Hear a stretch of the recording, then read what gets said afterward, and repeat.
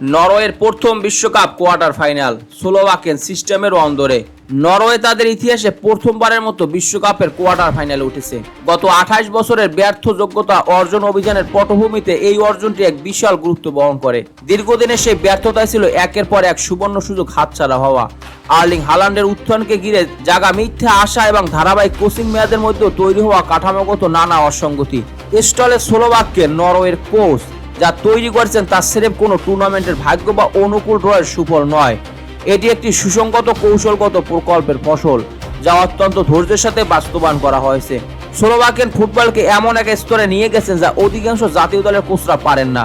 বিশ্বসেরা খেলোয়াড়দের শুধু দলে জায়গা দেওয়ার বদলে এমন একটি সিস্টেম তৈরি করা যা তাদের আরো বেশি বিপজ্জনক করে তোলে। একটি যোগ্যতা অর্জন পর্ব যা নতুন মানদণ্ড তৈরি করেছে। সফলতার এই ভিত্তিটি রচিত হয়েছিল অত্যন্ত শক্তভাবে। 2026 বিশ্বকাপে যোগ্যতা অর্জনকারী মাত্র 4টি দলের মধ্যে নরওয়ে একমাত্র নিখুঁত রেকর্ড অর্জন করে। ইউরোপীয় অঞ্চলের গ্রুপ আই এর 8টি খেলার প্রতিটি দিয়ে তারা জয়লাভ করে। 100% জয়ের রেকর্ড করে বিশ্বকাপের টিকিট কাটা নবম ইউরোপীয় দেশে এখন নরওয়ে। এই পরিসংখ্যানটি প্রমাণ করে যে ভিন্ন ভিন্ন কন্ডিশনে বিভিন্ন প্রতিপক্ষের বিরুদ্ধে নরওয়ে কেবল নিজেদের শক্তি জানান দেয়নি, বরং খেলার ধারাবাহিক পারফরমেন্স বজায় রেখেছে। এই স্তরে নিখুঁত যোগ্যতা অর্জনের রেকর্ড ধরে রাখতে এমন একটি দল প্রয়োজন হয় যারা একাধিক কৌশলে খেলতে অভ্যস্ত। দুর্বল প্রতিপক্ষের বিরুদ্ধে বল দখলে আধিপত্য বজায় রাখা, শক্ত প্রতিপক্ষের চাপের মুখেও কাঠামোগতভাবে সুশৃঙ্খল থাকা, ওপেন প্লে বা সাধারণ আক্রমণের পাশাপাশি সেট পিস থেকে গোল আদায় নির্ভরযোগ্য হওয়া। নরওয়ে এই 3টি বিভাগেই তাদের শক্তিমত্তা দেখিয়েছে। দায়িত্ব নেওয়ার 5 বছরে স্লোভাকিয়ান যে সিস্টেমটি নিখুঁত করেছেন তা স্কোয়াডকে কোনো তাৎক্ষণিক উদ্ভাবনের উপর নির্ভর না করে এটিকে স্থায়ী ও সুনির্দিষ্ট কৌশলগত পরিচয় দিয়েছে।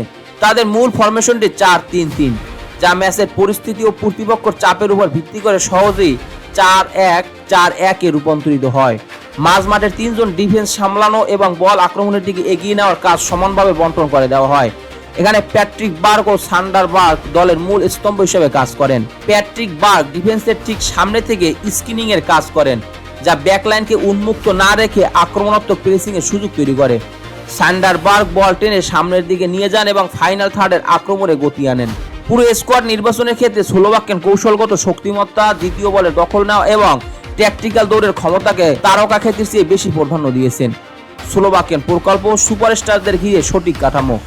2020 সালের শেষের দিকে দায়িত্ব নেওয়ার পর স্লোভাকিয়ানের মূল চ্যালেঞ্জটি ছিল এমন একটি কৌশল তৈরি করা যা মার্টিন ওডেগার্ড এবং আর্লিং হল্যান্ডের মতো দুই বিশ্বসেরা তারকাকে সঠিকভাবে কাজে লাগাবে।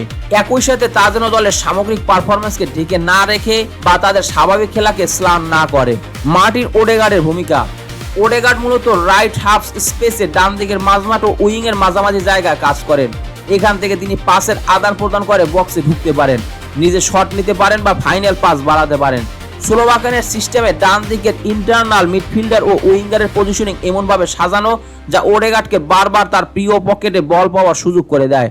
ওডেগার্ডের পজিশনিং এবং হল্যান্ডের ডিফেন্সের পিছন দিয়ে নেওয়া রান এর পারস্পরিক রসায়নে নরওয়ের মূল আক্রমণাত্মক অস্ত্র, যা কোনো কাকতালীয় ব্যক্তিগত নৈপুণ্য নয়, বরং বারবার অনুশীলনের মাধ্যমে অর্জিত একটি নিখুঁত নকশা। আর্লিং হল্যান্ডের ভূমিকা।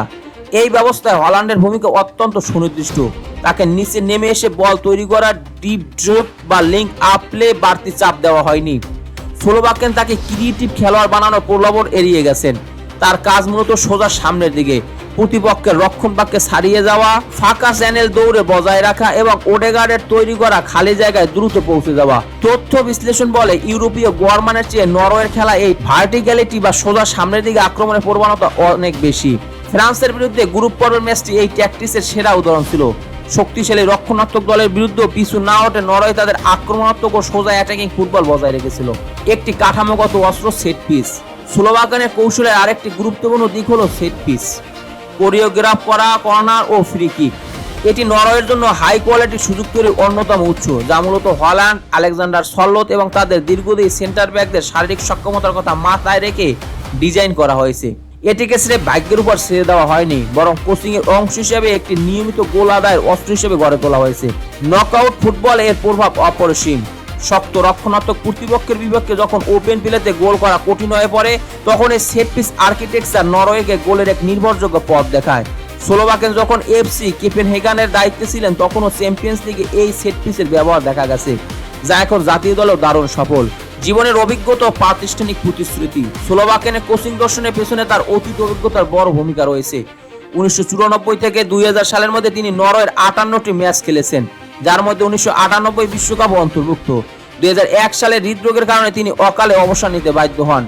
এরপর তিনি নিজেকে কোচ হিসেবে গড়ে তোলেন, এফসি কোপেনহেগেনকে ডেনিশ লিগের পরাশক্তিতে রূপান্তরিত করেন এবং তাদের চ্যাম্পিয়ন্স লিগের নকআউট পর্ব নিয়ে যান। 2012-13 মৌসুমে উলভারহ্যাম্পটনে তার একটি সংক্ষিপ্ত অসফল সময় ছিল, যা তার ম্যানেজারিয়াল ক্যারিয়ারে শেখার বড় সুযোগ তৈরি করে দেয়। 2010 সালের ডিসেম্বরে নরওয়েজিয়ান ফুটবল অ্যাসোসিয়েশন তাকে নিয়োগ দেয় দীর্ঘমেয়াদী সফলতার লক্ষ্যে। তার চুক্তি 2028 সাল পর্যন্ত, যা 2026 বিশ্বকাপ এবং পরবর্তী ইউরো চ্যাম্পিয়নশিপকে মাথায় রেখে করা হয়েছে। এই প্রাতিষ্ঠানিক সমর্থন স্লোভাকিয়ানকে স্বল্প মেয়াদী ফলাফলের চাপে না পড়ে শান্ত মাথায় নতুন প্লেয়ার তৈরি ও সিস্টেম ডেভেলপ করার স্বাধীনতা দিয়েছে। আইভরি কোস্টের বিরুদ্ধে শেষ 32 ম্যাচটি প্রমাণ করেছে যে এই দল বড় মঞ্চে কতটা পরিপক্ক ও সুসংগঠিত, যেখানে সিস্টেমের পরীক্ষা হতে পারে। নরওয়ের 4-3-3 বা 4-1-4-1 হাইব্রিড পদ্ধতির কিছু ঝুঁকিও রয়েছে। এক, এর জন্য মাঝমাঠের খেলোয়াড়দের ডিফেন্স এবং অ্যাসিস্ট উভয় দিকে প্রচুর দৌড়তে হয়। যদি বার্করা তাদের কাভারেজ দিতে ব্যর্থ হন, তখন ফুল ব্যাকরা উপরে উঠে যান, তবে প্রতিপক্ষ কাউন্টার অ্যাটাকে দারুণ সুযোগ পেয়ে যাবে। 2, যদি প্রতিপক্ষ সেন্টার ব্যাকরা অত্যন্ত শৃঙ্খল থেকে হল্যান্ডের রানগুলো ব্লক করে দেয় এবং ওডেগার্ডকে ব্যাকলাইন থেকে দূরে রাখতে বাধ্য করে, তবে নরওয়ের বিল্ড আপ আটকে যেতে পারে। শেষ কথা, নরওয়েতে স্লোভাকিয়ান যা তৈরি করেছেন তা কোনো আকস্মিক সাফল্য নয়, বরং এটি নিখুঁত পরিকল্পনার ফসল। যোগ্যতা অর্জন পর্বে 100% জয়ের রেকর্ড। ওডেগার্ড ও হালান্ডকে ঘিরে ভারসাম্যপূর্ণ টিম কম্বিনেশন এবং চমৎকার সেট পিস কৌশল সবই এক দূরদর্শী কোচের পরিকল্পিত রূপরেখা। নরওয়ে তাদের প্রথম বিশ্বকাপ কোয়ার্টার ফাইনাল শুধু 2 বিশ্বসেরা তারকার জোরে খেলছে না, অনেক দলের স্টার প্লেয়ার থাকে কিন্তু সাফল্য আসে না।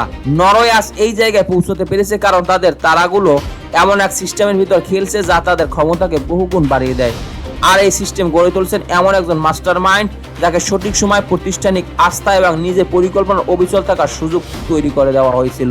এখন দেখার বিষয় স্লোভাকিয়ানের এই দীর্ঘমেয়াদী প্রকল্প তাদের কত দূর নিয়ে যায়।